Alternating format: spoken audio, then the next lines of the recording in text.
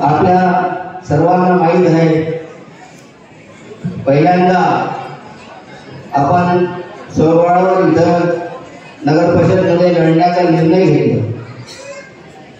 हे निर्णय घेण्याची पुष्पभूमी म्हणजे आपण युतीमध्ये जेव्हा राहतो आहे तर पार्टीचे जे कार्यकर्ते आहेत त्यांचं भविष्य कुठेतरी थांबल्यासारखं होऊन जाते आणि पार्टीमध्ये आपण बघतोय वेळेप्रमाणे निष्क्रियता कार्यकर्त्यामध्ये होऊन जाते, निराशा येऊन जाते.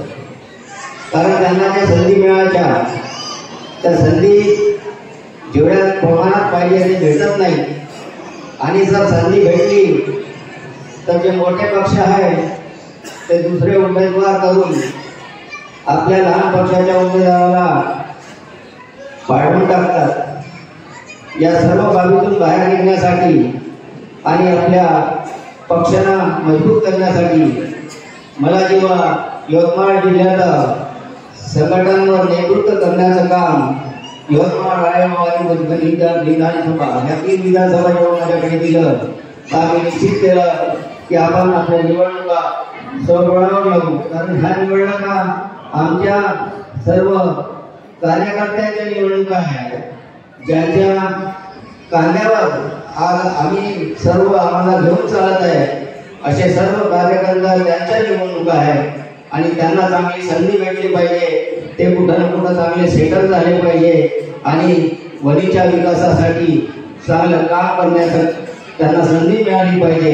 या सर्व बाबींचा विचार करून आम्ही हा निवडणुका सोरवाडावर लढवण्याचा निर्णय केलेला आहे. आपल्या सर्वांना माहीत आहे, अनेक पार्ट्या इथे नगर परिषदमध्ये सत्तामध्ये आल्या, पण काय झालं, आपण सर्व रोज वर्तमानपत्र वाचतात, अनेक पोर्टलवर न्यूज वाचतात, टीव्हीवर न्यूज येते. आपण पाहिलं आहे की किती प्रचंड मोठ्या स्तरावर भ्रष्टाचाराचे प्रकार झालेले आहेत. साधं एक उदाहरण देतो. आपले माजी आमदार भाजपचे संजीव रेड्डीजी भोजपूरवार यांनी नुसताच गावामध्ये जिथे तिथे बोर्ड लावले की त्यांनी नगर परिषदेमध्ये जे वाढीव कर होतं ते कर त्यांनी कमी करून आणलं. पण खरोखर ते आहे, त्यांनी आपल्या स्वार्थामुळे हा कर आपल्यावर थोपवला होता, ते तुमचा कर कसा भेटणार. माननीय संजीव रेड्डी भोजपूर साहेब यांचे आणि यांच्या सहकारी मित्रांची गुजरात रोडवर 98 एकर जागा आहे. त्या जागेमधून 48 एकर माननीय रेड्डी साहेबांच्या नावावर आहे.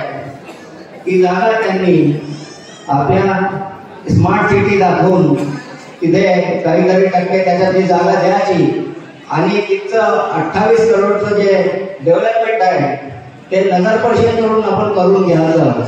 त्यासाठी हा टॅक्स 40% आपल्या सर्वांवर थोपवला होता. पण त्या दिवशी माझा प्रवेश यांच्या सर्व बाबी पाहून, यांना कंटाळून, यांच्या चुकीच्या धोरणामुळे मी जेव्हा शिंदे सेनेमध्ये प्रवेश केला त्या दिवशी मी आदरणीय आमचे नेते एकनाथजी शिंदे साहेब त्यांना विनंती केली का हा टॅक्स स्थगित करण्यात यावा. आणि त्यांनी या टॅक्सला स्थगित केली आणि तो मंत्रालय, नगर विकास मंत्रालय, ते आमच्या माननीय नेते एकनाथजी शिंदे साहेबांकडे आले आणि यांनी गावागावामध्ये बोर्ड लावले की यांनी स्थगिती केली. यांनी हा कर आपल्या स्वतःच्या स्वार्थासाठी आपल्या सर्वांवर थोपवला होता. आपल्याला माहित आहे की आपले जे माजी आमदार आहेत ते जेव्हा राजकारणात आले, यांनी पहिल्यांदा आमदार बनले, त्यांचा पहिला टर्म खूप चांगला होता. पण दुसऱ्या टर्ममध्ये त्यांनी करप्शन एवढ्या मोठ्या प्रमाणावर चालू केलं का जवळपास 300 कोटीच्या प्रॉपर्टी त्यांनी घेतलेल्या आहे या मागील 3 वर्षामध्ये. ज्या माणसाचा काही व्यवसाय नाही, जिनी विकून राजकारणात आला, तो 300 कोटीच्या प्रॉपर्ट्या घेत आहे. आपण विचार करा. आणि याच पैशाचं हरामाचे जे पैसे त्यांना भेटले त्याचा मान एवढा आहे. ते गावामध्ये कुठल्याही सामान्य माणसापासून कोणालाही काही समजण्यास तयार नाही आहे. प्रत्येकाशी अपमानास्पद वागणूक करतात. अशा या लोकांना आपल्या वनीकरांनी जागा दाखवणे खूप गरजेचं आहे. मला निश्चितच आम्ही यावेळेस आमचे जेवढे उमेदवार आहे, आज जवळपास आम्ही 28 लोकांचे फॉर्म टाकलेले आहे. फक्त 2 लोकांचे फॉर्म आमचे उद्या टाकणे काही वेळेवर आज काही टाकण्यात आलेले नाही. आणि आज आता नगराध्यक्ष म्हणून जे कॅन्डिडेट आहेत त्यांची इथं घोषणा आमचे संपर्क प्रमुख सन्माननीय हरिवती लिंगंबर करणार आहे. मी पुढील वाटचालीसाठी आमच्या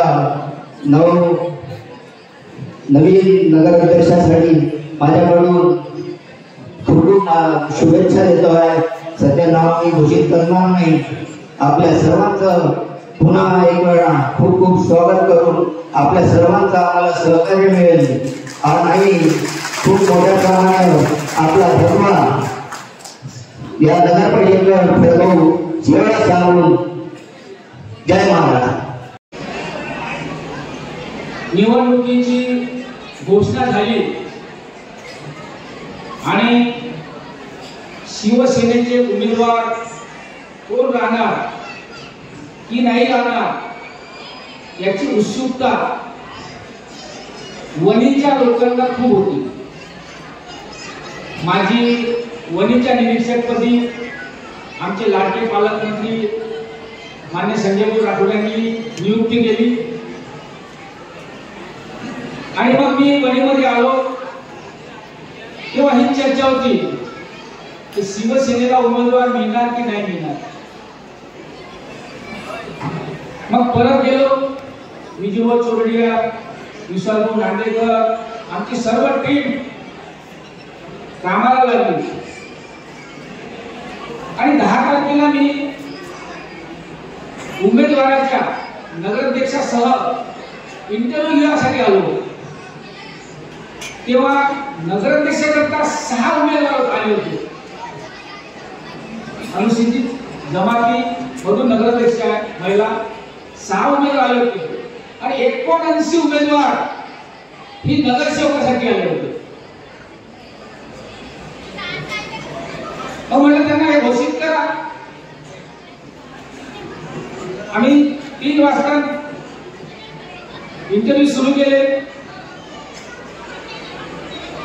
6:30 पर्यंत 40 लोकांच्या इंटरव्ह्यू घेतल्या आणि मला फोन आला की आमचे पालकमंत्री संजय राठोड यांच्या मातोश्रीचं निधन झालं.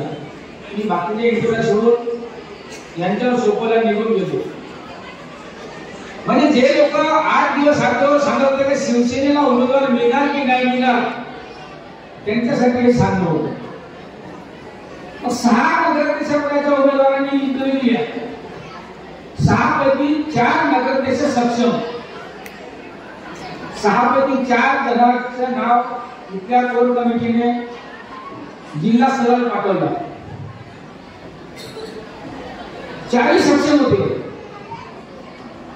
एक सर्वे पक्षाकडून झाला आणि त्या सर्वेमध्ये जे शिवसेनेच्या नगरसाठी नाव आलं ते नाव म्हणजे पायल यशवंत तोडसा.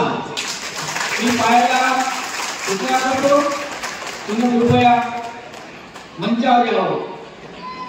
जिल्ह्याचे पदाधिकारी विजय चोरडिया आणि त्यांना विनंती करतो त्यांनी त्यांचं स्वागत करा.